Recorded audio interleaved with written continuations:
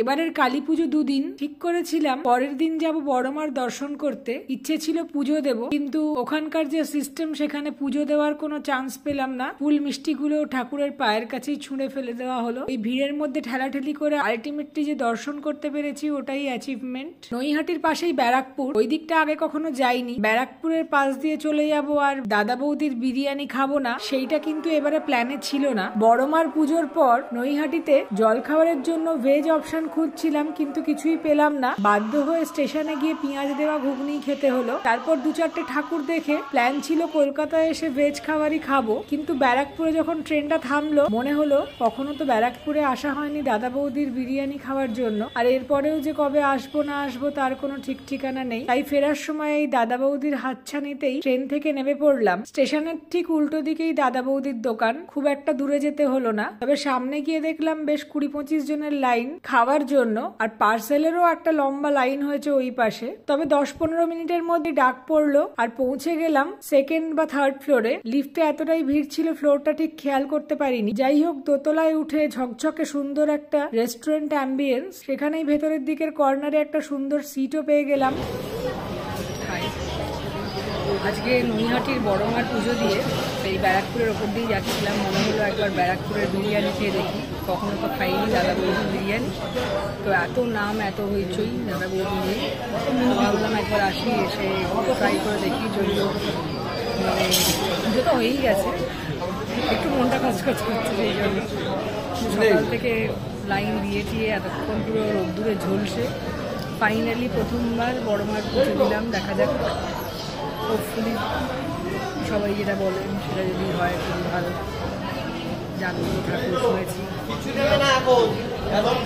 খুব সুন্দর অ্যাম্বিয়েন্স, বেশ ভালো, খুব সুন্দর সাজানো এখানটা, দারুণ অ্যাম্বিয়েন্স। আর লাইন ছিল কিন্তু বেশিক্ষণ ওয়েট করতে হয়নি, মানে প্রায় 20 জনের পরে দাঁড়িয়েছিলাম, কিন্তু বেশ তাড়াতাড়ি, মানে 10 মিনিটও লাগেনি আমরা সিট পেয়ে গেছি। আর বেশ বড় এরিয়া, আমরা বোধহয় ফার্স্ট ফ্লোরে আছি, লিফটে করে ফার্স্ট ফ্লোরে উঠি। বেশ সুন্দর জায়গা, ভালো। দেখি খাবারটা কেমন। যেই দাদা অর্ডার নিচ্ছিলেন তিনি বললেন এই তো সবে ওপেন হলো, একটু সময় চেয়ে নিচ্ছি। এটা শুনে তো আমি ভীষণ খুশি। আমি বললাম 2:30-3টের আগে খাওয়া হয় না, এখন বাজে 12টা, আপনি নিশ্চিন্তে টাইম নিন। আর আমিও প্রায় গরমে রোদ্দুরে এক প্রকার যুদ্ধ করে এসেছি বড়মার দর্শন করে, তাই ঠান্ডায় আগে একটু রেস্ট নেওয়াটা দরকার। এদেরও ইলাবোরেট মেনু, ভেবেছিলাম শুধু বিরিয়ানি চাপ এইসবই পাওয়া যায়, কিন্তু দেখলাম না, এখানে বেশ ইন্টারেস্টিং আর ইলাবোরেট চাইনিজ মেনুও, তার সঙ্গে বাঙালি থালিও ছিল। তবে এবারে তো মেনু ডিসাইডেডই ছিল। এখানে এসছি যখন ফার্স্ট বিরিয়ানিটাই ট্রাই করব, তাই কোনো কিছু না ভেবে স্পেশাল মাটন বিরিয়ানি বলেই দিয়েছিলাম। আর তার আগে নিলাম একটা ফিশ ফ্রাই, যেহেতু দেখেছি এখানকার ফিশ ফ্রাই বেশ ভাইরাল। একদমই বেশি দেরি না করে ফিশ ফ্রাই চলে এলো, যদিও তার আগে 15-20 মিনিট রেস্ট নেওয়ার টাইম দিয়েছিলেন এনারা। ঠিক 12:30টায় অর্ডারটা এসে নিয়ে গেলেন, তার 5-10 মিনিটের মধ্যেই চলে এলো ডায়মন্ড ফ্রাই, গরম গরম, বিশাল একটা সাইজের। তার সঙ্গে কিছু ফ্রেঞ্চ ফ্রাইজ আর কাসুন্দিও ছিল। ফিশ ফ্রাইটা ভীষণ টেস্টি, তবে মাছের লেয়ারটা আর একটু মোটা হলে ভালো লাগতো। খুব বেশি আজে বাজে ম্যারিনেশন নেই, একদম সাদামাটা হালকা ম্যারিনেশন মাছের। উপরের কোটিংটাও হালকাই, মাছের টেস্টটা ভীষণ ফ্রেশ, খেতে দুর্দান্ত। শুধু দাম অনুযায়ী মাছের ফিলেটা যদি আরেকটু মোটা হতো একদম জমে যেত। 200 টাকা দাম একটা ডায়মন্ড ফ্রাই এর। যতই আজকাল ফিশ ফ্রাইয়ের সঙ্গে মেয়োনিজ দিই, কিন্তু ফিশ ফ্রাইয়ের সঙ্গে ভালো কাসুন্দি বা রাইস সবচেয়ে ভালো ম্যাচ করে। টাটকা হালকা ভেটকির ফ্লেভার আর সর্ষের টকটক আর ঝাঁঝ টেস্ট ফিশ ফ্রাইয়ের সঙ্গে এক অপূর্ব মেলবন্ধন। ভীষণ ফ্রেশ মাছটা, ভেরি টেস্টি, একদম বেশি ম্যারিনেশন নেই, সল্ট অ্যান্ড পেপারের টেস্টই শুধু পাচ্ছি ফিশের মধ্যে। ভালো লাগছে না ফিশের টেস্ট। ফ্রেঞ্চ ফ্রাইজ গুলো বেশ ক্রিস্পি ছিল, কিন্তু আরো 2-4টা থাকলে বেশ ভালো হতো, বড্ড কম। ভালো জিনিসপত্র স্পেশালি ফ্রাইড একটু বেশি খাওয়া হয়ে যায়। ডায়মন্ড ফ্রাই এর মাছটা কিন্তু একদম পিওর ভেটকি, যেটা গন্ধ আর টেস্ট দুটোতেই বেশ ভালোই বোঝা যাচ্ছে, ফ্রেশ পিওর ভেটকি। সকাল থেকে না খেয়ে থাকার পর গরম গরম ফিশ ফ্রাই আর ঠান্ডা ঠান্ডা জল, ওই খেয়েই অর্ধেক পেট ভরে গেল। বললাম আরেকটু রেস্ট নিই, তারপর বিরিয়ানিটা আনুন। আমাদের কথা মতো উনিও আমাদের 20 মিনিট থেকে আধ ঘন্টা সময় দিয়েছিলেন। তারপর এলো এখানকার স্পেশাল, যার জন্য লোকের মুখে মুখে এত প্রশংসা শুনি, দাদা বৌদির মাটন বিরিয়ানি। স্যালাডের কথা জিজ্ঞেস করতে দাদা বলেছিলেন যে যদি লাগে ওনারা কমপ্লিমেন্টারি স্যালাড দেন। ফিশ ফ্রাইটা শেষ করতে না করতেই স্যালাড চলে এলো। আর এই স্যালাডটার স্পেশালিটি হচ্ছে এটার চাটনি, অসম্ভব টেস্টি ধনেপাতা কাঁচা লঙ্কার এই চাটনি জিভে জল এনে দেয়। আমি যদিও খুব একটা স্যালাডের ভক্ত নয়, কিন্তু এই চাটনি দিয়ে পরপর শসা আর গাজর উড়িয়ে দিচ্ছিলাম। ধনেপাতা লঙ্কার হালকা একটু টক টক ভাব, ঝাল ঝাল, অল্প ঝাল, ঝাল এবং হালকা ঝাল, হেভি টেস্টি। এতদিন ভীষণ আন্ডার এস্টিমেট করেছিলাম ব্যারাকপুরে আবার কি বিরিয়ানি হবে, নিশ্চয়ই ওভার হাইপড, ওভার রেটেড, কিন্তু পোর্শন আর মাটনের কোয়ালিটি দেখে মনটা ভরে গেল। স্পেশাল বিরিয়ানিতে 2টো করে আলু দিয়েছে, যেখানে আরসালানে এত টাকার বিরিয়ানি নিয়েও একটা এক্সট্রা আলুর জন্য 20 টাকা করে দিতে হয়, সেখানে এরা এমনি 2টো বড় বড় জাম্বো সাইজের আলু দিয়েছে, দেখেই মন ভরে গেল। তার সঙ্গে তো এই বিশাল পিসের মাংসটা, সেটা দেখে অজ্ঞান হওয়ার জোগাড়। একটা নাল্লি পিস আর একটা পাঁজরা পেয়েছিলাম। পাঁজরাটার যেমনি মিট সেমনি চর্বির লেয়ার। যেহেতু আমি চর্বি খুব ভালোবাসি, দেখে খুব খুশি হয়েছিলাম। আর মাংসটা খেতেও অপূর্ব।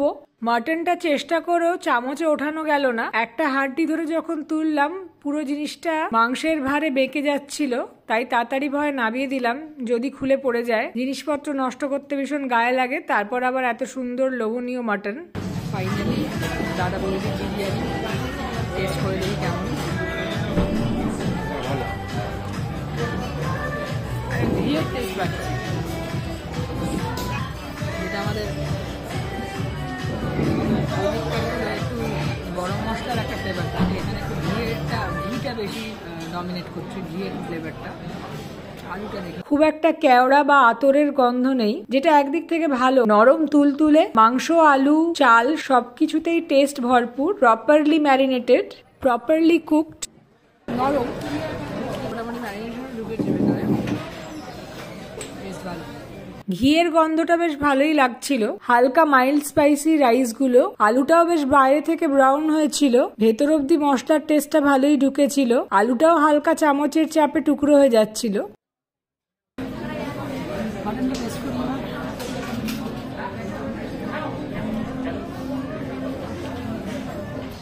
নরম, বেশ নরম, এটাও বড়, একটু টেস্টটা অন্যরকম। আমাদের মানে মুসলিম যেগুলো আছে নাম করা সেই বিরিয়ানি থেকে ভালো টেস্ট, টেস্টি, বেশ টেস্টি, সেজন্য এখন নামার পোর্শন ওয়াইজ বেশ ভালো।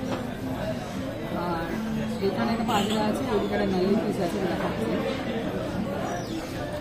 তবে দাদা বৌদির বিরিয়ানিটা খেয়ে যেটা আমার মনে হলো, এটা একটু কাস্টমাইজড বাঙালি স্টাইলের বিরিয়ানি, প্রপার মোগল নয়। কেননা এখানে একটু ঘিয়ের আর গরম মশলার টেস্টটা বেশি ওভার পাওয়ারিং। এক্সেসিভ আতর বা কেওড়ার জল দিলে একটা সময় মুখটা মেরে দেয়। যদিও আরসালান, রয়্যাল বা ইন্ডিয়া এগুলো বেশ ব্যালেন্স পেতেই বানায় বিরিয়ানি, ওটার টেস্ট আলাদা, এই বিরিয়ানির টেস্টটা আলাদা। দুটোই দুরকম ভাবে খেতে ভালো, তাই জন্য আমার ওগুলোর সাথে এই দাদা বৌদির বিরিয়ানিও বেশ ভালো লেগেছে। পাঁজরার ওপরের এই মাংসটা একটু চিউই, হার্ড ফাইবার টাইপের ছিল, সেদ্ধ ঠিকঠাক। এই টাইপের মাংসগুলো একটু চিউই হয় বলে আমার খুব একটা ভালো লাগে না। মানে এতটাই হেভি, কোয়ান্টিটি অনেকটাই বেশি, মানে এটা অ্যাকচুয়াল আমার পোর্শন, কিন্তু আমি এর আগে অনেক খেয়ে ফেলেছি। প্রচণ্ড বেশি, প্রচণ্ড হেভি আমার জন্য। হাফ করেও এতটা পোর্শন, মানে এই জন্যই এটা পপুলার। যেমনি মাটনের সাইজ, সেমনি আলুর সাইজ, আর সেমনি রাইসের কোয়ান্টিটি বেশ হেভি। মানে আমি তো এতখানি খেয়েও এখনও যা পোর্শন আছে, এটা মানে এটা অ্যাকচুয়াল আমার খাওয়ার পোর্শন। আমি প্রায় ডাবল খেয়ে নিয়েছি। ওভার ইটিং হয়ে যাচ্ছে, মানে ওভারের চেয়েও ওভার ইটিং হয়ে যাচ্ছে। মাটনের পিসগুলো খেতে হবে, এই যে অনেকটাই চর্বি, সলিড পিস। মাঝিরা পেয়েছি, আর ওইদিকে নালি পিস ছিল, ওটাও বেশ সলিড, কোনো ভেজাল নেই। স্যাটিসফ্যাক্টরি মাটনের পোর্শন বেশ ভালো। আমি এত নাম শুনেছিলাম না, এবার আমি বুঝলাম কেন, এরপরও আসতে হবে। দাদা বৌদির, আমাদের ফুড ফেস্টিভ্যালে কেন লাইন লাগে দাদা বৌদির, এবার বুঝতে পারছি।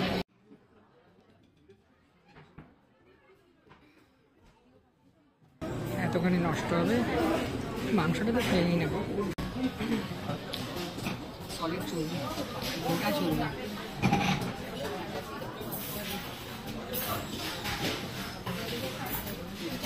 বিরিয়ানির পোর্শন এতটাই বেশি, অনেক কষ্ট করেও আমি শেষ করতে পারলাম না, লাস্টে একটু ফেলতেই হলো। নষ্ট হলো, পারলাম না, আমার নষ্ট করতে খুব খারাপ লাগে, তাও আর সম্ভব না, অনেক মানে ওভার ইটিং হয়ে গেছে, খুব কষ্ট হচ্ছে, আশপাশ করছে। বেশ ভালো খাবার, তাই এতটা শেষ করা গেল। এরপর একটা ফিরনি নেব, ট্রাই করে দেখি, ফিরনিটা দেখে মনে হচ্ছে বেশ ভালো। পাশের ফিরনিটা দেখে ভীষণ লোভ হচ্ছিল, আর স্পেশালি এই ভালো ভালো খাওয়ার পর লাস্টে একটু সুইট ডিশ না খেলে ঠিক জমে না, তাই জন্য লোভে পড়ে ফিরনিটা অর্ডার দিয়েই দিলাম। তবে সেটাও এতটা লোভনীয়, টুকটুক করে খেয়ে নিমেষের মধ্যে ভ্যানিশ হয়ে গেল। কেসার, গোলাপ জল, এলাচের গন্ধ, তার সঙ্গে ছোট ছোট ড্রাই ফ্রুটস মুখে লাগছে। অসম্ভব ভালো টেস্ট ফিরনিটার, দামও মোটামুটি রিজনেবল। ভীষণ ভালো, টপে কেসারের ফ্লেভার আসছে, গ্রেনটা আছে, মানে চালের যে দানাগুলো মুখে লাগে সেটাও, আর ভীষণ ফ্লেভারফুল, এলাচ আর কেসারের গন্ধ দারুণ লাগছে, আর পেস্তাও দেওয়া আছে ভেতরে, মুখে লাগে, ছোটো ছোটো চামচ আছে, দারুণ, দেখলেই ভালো লাগে। আমার পাশের থেকে আমি দেখলাম একজন ফ্রেন্ডই খাচ্ছিল, তাই জন্যই নিলাম, বেশ ভালো। অন্য জায়গায় খেয়েছি, আগে করতে দিয়েছিলাম, খুবই জঘন্য ফিরনি ছিল, এটা তো দারুণ, এটাই অ্যাকচুয়াল ফিরনি হওয়া উচিত, এমনি টেস্ট হওয়া উচিত ফিরনি, দারুণ, বেস্ট। বিল মোটামুটি রিজনেবল, তবে এখানে জল পারচেস করতে হয়েছিল, কিন্তু যেহেতু এমআরপিতে নেওয়া হচ্ছে সেই জন্য গায়ে লাগেনি। এক পেট খেয়ে মনে হচ্ছিল ওখানেই ঘুমিয়ে পড়ি, তবে উপায় নেই, তাই কোনো রকমে নড়ে চড়ে বেরোলাম। নিচে তখন লোকের ভিড় ডাবল হয়ে গেছে। সুন্দর ছিমছাম সাজানো গোছানো একটা মকটেল কাউন্টার ছিল, অনেক রকম মকটেলের অপশনও এদের মেনু কার্ডে ছিল, কিন্তু মকটেল খেয়ে পেট ভরানোর লোক আমি নই।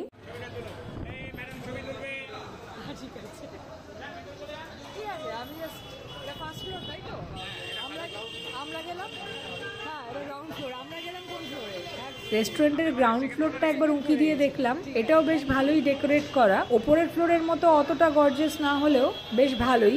বাইরে তখন ভিড় ঠিক করছে, লাইন দিয়ে একটার পর একটা শুধু খালি হাঁড়ি পড়ে আছে, অনেক চেষ্টা করেও একটা ভরা হাঁড়ি দেখতে পেলাম না।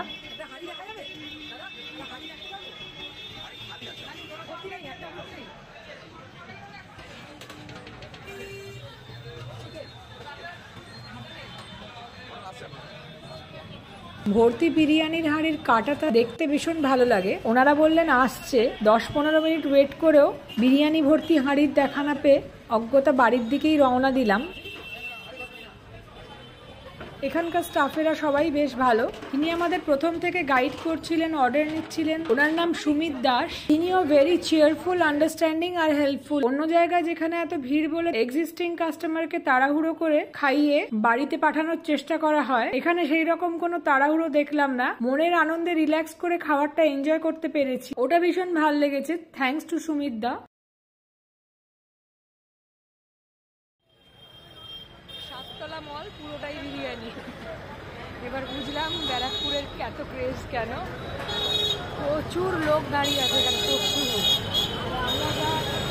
একদল পার্সেল নিচ্ছে, একদল মানে পার্সেলের জন্য বিশাল লাইন, আর খাবে যারা তাদের তো লাইন দিতেই হচ্ছে, কিন্তু খুব ফাস্ট এদের সার্ভিস, আর মানে একটার পর একটা আসছে আর খালি হয়ে যাচ্ছে, বেশ ভালো, মানে বেশ ভালো। হাসপাশিয়ে গেছি খেতে খেতে, দারুণ, মানে ওয়ার্থি।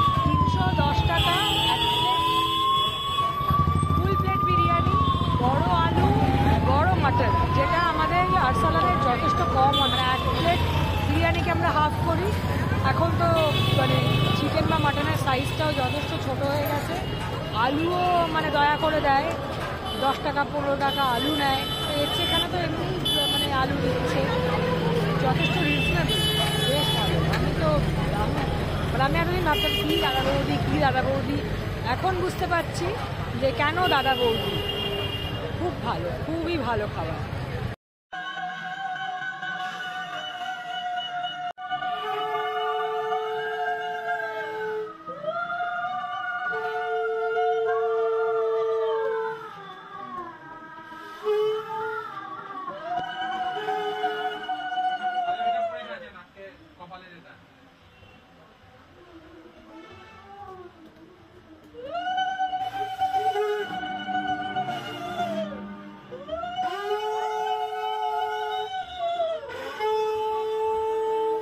শিয়ালদায় নেবে হঠাৎ খেয়াল হলো আমার বন্ধু পায়েলের বাড়িও কালী পুজো হয়, ও প্রত্যেকবারই বলে। শিয়ালদা থেকে ওর বাড়ি হাঁটা ডিস্টেন্স আমার স্ট্রিটে, তাই জন্য ওকে ফোন করে চলে গেলাম। সেদিন ছিল ওর কালীমার বিসর্জন, তাই জন্য আমাদের পেয়ে ওরা ভীষণ খুশি। প্রত্যেক বছরই বিসর্জনে ওদের বাড়ির লোকের ভিড় থাকে, এবারেই কিছু মিস আপের জন্য কেউ আসতে পারেনি, তাই পুরো ফাঁকা ছিল। বিসর্জনে যাওয়ার জন্য কেউ ছিল না, ওরা শুধু একাই ছিল।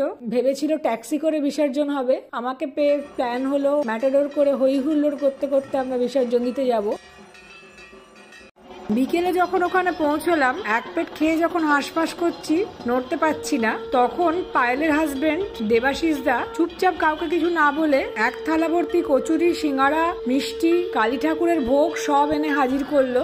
দেখেই আমি আটকে উঠেছি, না করেও টেস্ট করতে করতে লোভে পড়ে একটু একটু খাওয়া হয়ে গেল। পায়েল তো দারুণ রান্না করেই, তবে ওদের পাড়ার কচুরিটা অসাধারণ ছিল, একদিন গিয়ে ব্লগ করব। ঝাল ঝাল তরকারি, মচমচে কচুরি, খেতে দারুণ লেগেছে। সিঙ্গারাটা যদিও খাইনি, ভর্তি পেটে টুকটুক করে আরো এক রাউন্ড খাওয়া হয়ে গেল। প্ল্যান অনুযায়ী সন্ধ্যেবেলা চলে এলো ম্যাটাডোর। পায়েলের মেয়ে টুইটি ভীষণ খুশি আমরা সবাই মিলে হই হই করে ম্যাটাডোরে চেপে বিসর্জন দিতে যাচ্ছি বলে।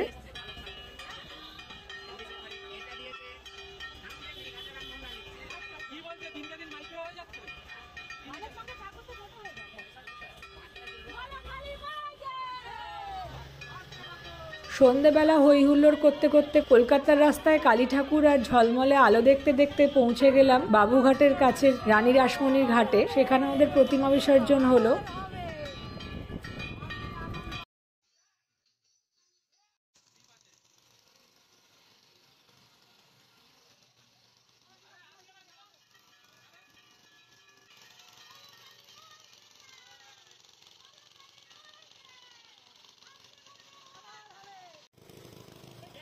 যদিও এই বছরের কালী পুজোর পরের দিনটা সবাই মিলে হই হই করে বেশ ভালোই কাটলো আমাদের। মনে মনে বললাম আসছে বছর কালী পুজো যেন আরো আনন্দে সবাই আমরা কাটাতে পারি।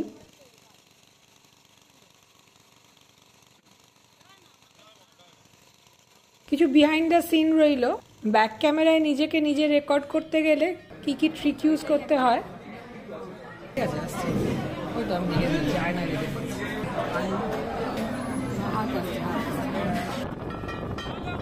কমেন্টে জানাবেন আপনারাও বড়মার ভক্ত কিনা, আর দাদা বৌদির বিরিয়ানি কেমন লাগে জানাতে ভুলবেন না। পরের ব্লগগুলো দেখতে হলে সাবস্ক্রাইব করুন।